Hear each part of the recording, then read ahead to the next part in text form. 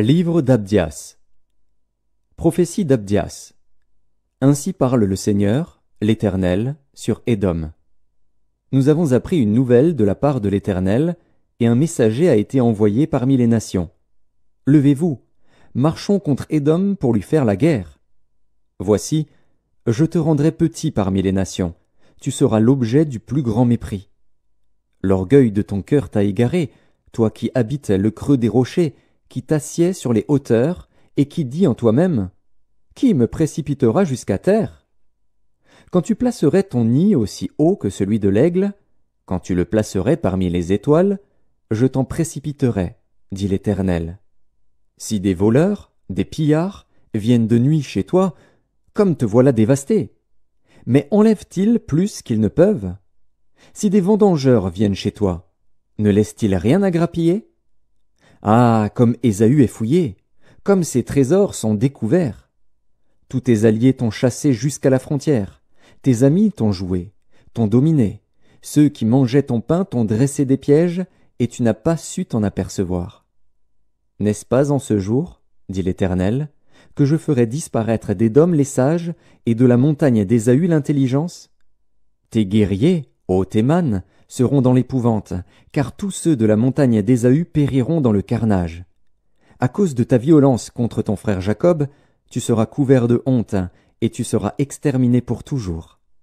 Le jour où tu te tenais en face de lui, le jour où des étrangers emmenaient captive son armée, où des étrangers entraient dans ses portes, et jetaient le sort sur Jérusalem, toi aussi tu étais comme l'un d'eux.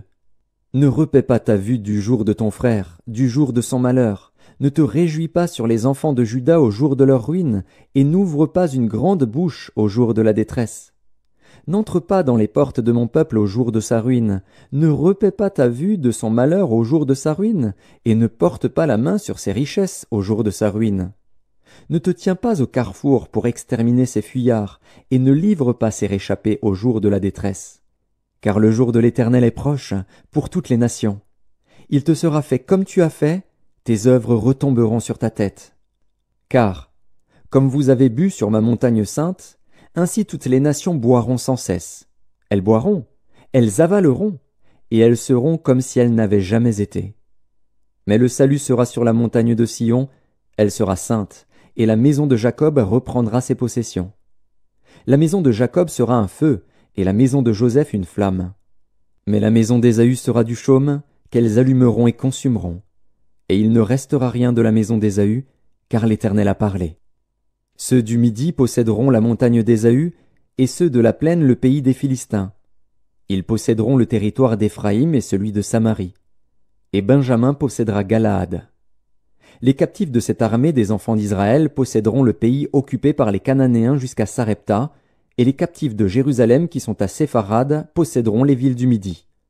Des libérateurs monteront sur la montagne de Sion, pour juger la montagne d'Ésaü, et à l'Éternel appartiendra le règne.